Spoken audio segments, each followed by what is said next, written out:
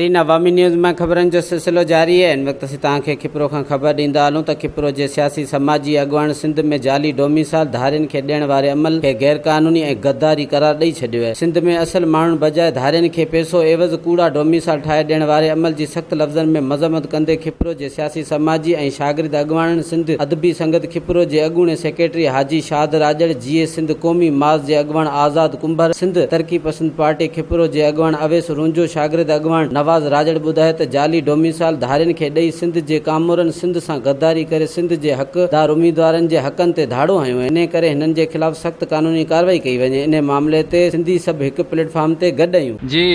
ॾिसो इहो त ख़ासि करे हिकिड़े मुंहिंजे ख़्याल में सिंध जे जेके बि नौजवान ख़ासि करे वेल एजुकेटेड जेके यूनिवर्सिटी जी डिग्रियूं खणी वेठा आहिनि या त जेके यूनिवर्सिटी में पढ़णु वञनि था। ॾिसो कंहिं बि तइलीमी इदारे में या कंहिं बि तव्हां सेक्टर में जॉब करणु वेंदा त उते माना मख़सूस कोटा हूंदियूं आहिनि, या KPK आहे, बलूचिस्तान आहे, या पंजाब आहे, सिंध आहे, उते मख़सूस जेके वैकेंसियूं हूंदियूं आहिनि। PCS आहे, CS आहे, उन लाइ माना जेको आहे सो सिंध लाइ माना सेपरेट वैकेंसियूं हूंदियूं आहिनि, पंजाब लाइ वैकेंसियूं सेपरेट हूंदियूं आहिनि, KPK लाइ अलॻि हूंदियूं आहिनि। माना हर प्रोविंस खे पंहिंजूं वैकेंसियूं हूंदियूं आहिनि। इन हवाले सां जेके मुख़्तलिफ़ क़िस्म जा जेके माण्हू पंजाब जा जेके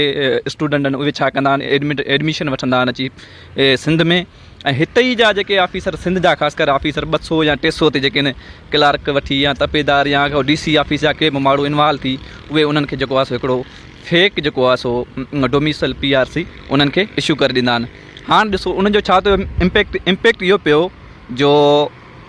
हिकिड़ो फेक डोमिसाइल आहे। मिसाल पाण कयूं था त हिकिड़ो अहिड़ो एरिया आहे सिंध जो इलाइक़ो, मिसाल तौरु खिपरो शहर आहे, हिते तइलीम तमामु माना हिकिड़ी घटि आहे। ॿियो त हिते माण्हुनि में एतिरो माना मिसाल टैलेंट न आहे। जॾहिं पंजाब जो स्टूडेंट हिते डोमिसाइल PRC ठाहे हिते जे सीट या GST ते या PST को बि टीचर हुजे PCS जे हवाले उते जेकॾहिं हिकिड़ो इंटरव्यू ॾिए थो या सुवालु ॾिए थो, ज़ाहिरी ॻाल्हि आहे हू सुठे हिकिड़े इदारे में पढ़ियो आहे, उहो हुनजो राइट खाई वेंदो। ॿी ॻाल्हि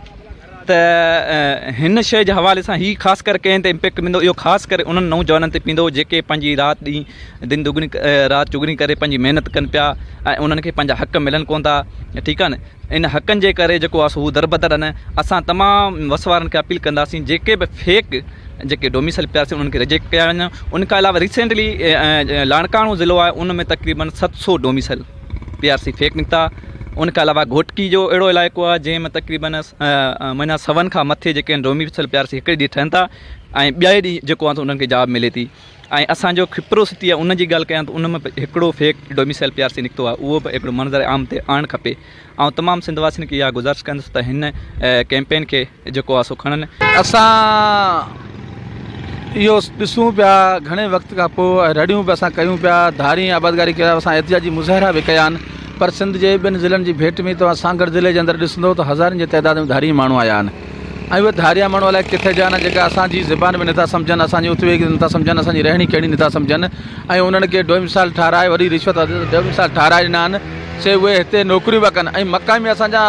नौजवान जेके BA कयो वेठा आहिनि, इंटर कयो वेठा आहिनि, मैट्रिक कयो वेठा आहिनि, उहे बेरोज़गार आहिनि। उहे हींअर तव्हां ॾिसो ही होटल ते मज़ूरी बि करे नौजवान, हाणे ही होटल ते मज़ूरी करे कल्ह हिन खां मूं पुछियो त तव्हांजी तइलीम घणी, हुन चई BA आहे। हाणे ही नौजवान केबिन हलाए थो वीचारो 100 रुपया शाम जो दिहाड़ी कमाए थो, मूं पुछां की तइलीम घणी अचे, त मुंहिंजी इंटर पास आहियां। हाणे जेके 5 क्लास पढ़ियल आहिनि ॿाहिरियां माण्हू उहे हिते नौकरियूं पिया कनि, असांजा BA कयल आहिनि ऐं इंटर पास आहिनि, मैट्रिक पास आहिनि, उहे वीचारा होटलनि ते मज़ूरी कनि पिया, तगारियूं कनि पिया, उन्हनि खे रोज़गार ई न मिले पियो। त सॼो करप्शन जे इदारनि जेके ऑफिसरनि जेका करप्शन जी जेका नानी वेड़ो ठाहे धारियुनि माण्हुनि खे हिते रोज़गार ॾेई मक़ामी नौजवाननि खे जेको बेरोज़गार कयो आहे, त असां हिननि खे वसवारनि खे इहो ई अपील था कयूं त ख़ुदा रा सिंध सां हाणे एॾो ज़ुल्म न कयो। सांगड़ में बि अहिड़ा साईं तव्हां सांगड़ ज़िले जा 6 तहलका आहिनि, उन मां तव्हां तहलके खिपरे ते नज़र आणंदो हिकिड़ो NIC कार्ड 20,000 फीस ते ठहियो आहे ऐं उन खे ॿाहिरि माण्हू खे त साईं राशि सर्टिफिकेट कई ॾिनो आहे। ऐं उनखां पोइ मुख़्तियारकार जी ऑफिस में नानो ई वेड़ो कीअं पियो हले, उनखां पोइ तव्हां AC ऑफिस में वञो ऐं इहे माण्हू जेके एजेंट थी कमु कनि पिया, इहे कंहिंजे लाइ कनि पिया, इहो असांजे कंध में झंझट हणनि पिया। इहे माण्हू किथां खां आया आहिनि जेके असांजी सिंधी ज़बान नथा सम्झनि ऐं उन्हनि माण्हुनि खे त राशि सर्टिफिकेट ॾेई 20,000 वठी रिश्वत NIC कार्ड ठाहे ॾेई छॾियो आहे। त असां CM सिंध साहिब खे इहो चवंदा त ख़ुदा रा हाणे अखि खोल, हाणे सिंध ते ॾुखियो वक़्तु आयो आहे ऐं सिंध जा नौजवान बेरोज़गार आहिनि, ख़ुदकशियूं करण लाइ मजबूर आहिनि ऐं जेके ॿाहिरियां माण्हू हिते सिंध जे नौजवाननि जे हक़नि ते धाड़ा पिया हणनि, त महिरबानी करे ऐं इहे माण्हुनि खे निकाले ॾेई मक़ामी माण्हुनि खे रोज़गार ॾिनो वञे। ये जो डोमिसाइल धारियुनि खे ॾिना वञनि पिया जेके माना यानी गैर क़ानूनी तौर ते सिंधी माण्हुनि खे इहा अक़लियत में तब्दील करण जी साज़िश आहे ऐं असां इहो मुतालबो था कयूं इहो सिंधी माण्हुनि खे ॾिना वञनि उहे मक़ामी माण्हुनि खे ॾिना वञनि जंहिंजो हक़ु आहे ऐं जेके डोमिसाइल जेके जाली माण्हुनि खे ॾिना विया आहिनि गैर क़ानूनी ॾिना विया आहिनि धारियुनि खे ॾिना विया आहिनि जे ॿियनि माण्हुनि खे ॾिना विया आहिनि उहे फौरी तौर में उनखे बंदि करे उहो रद्द करे जंहिंखे नौकरियूं ॾिनियूं पाण जाली डोमिसाइल ठाहे ॾींदा आहिनि जेके जाली डोमिसाइल ते नौकरियूं सिंध सेक्रेट में ॾींदा आहिनि इन इंक्वायरी टीम खे ख़तमु करी साफ़ शिफ़ाफ़ जेके माना जुडिशनल कमेटी जोड़ी वञे जेको इन ते जांच करी सिंध अंदरि जाली डोमिसाइल ख़तमु करे ऐं सिंध जे माण्हुनि खे माना पंहिंजो हक़ु ॾिनो वञे। हक़ जो इलाइक़ो आहे त चङा जेके आहिनि से 50 माण्हू तमामु घणा रहनि था उन्हनि जेको आहे जाली डोमिसाइल तयारु थी करे हिते जा जेके मक़ामी माण्हू आहिनि ज़िले सांगड़ जा उनजो हक़ु मारियो वियो आहे त असां गवर्नमेंट खां इहो पुरज़ोर मुतालबो कंदासीं त जेको आहे सो जाली जेके डोमिसाइल PRC ज़िले सांगड़ में घटि में घटि जेके ठहियल आहिनि उहे जेको आहे सो मुअतल कया वञनि उन्हनि खे ख़तमु कयो वञे ऐं हिते जा असांजा जेके मक़ामी नौजवान आहिनि तमामु घणा पढ़िया लिखिया आहिनि पोस्ट ग्रेजुएट आहिनि उन्हनि खे जेको आहे सो डॉक्टरी जूं जीअं सीटूं अचनि थियूं उन्हनि में उन्हनि खे हक़ु ॾिनो सरेआम सिंध ते धाड़ो आहे सिंध जे माण्हुनि जे हक़नि ते धाड़ो आहे इंतिज़ामिया खे घुरिजे त हू जेको आहे सो पंहिंजे ज़मीर जो फ़ैसिलो कनि मिसकीन माण्हुनि जे हक़नि सां सौदेबाज़ी न कनि। वधीक ख़बरनि ऐं तफ़सील जे लाइ विज़िट कयो असांजी वेबसाइट awamiNewsHD.com ऐं ॾिसंदा रहो अवामी न्यूज़ HD।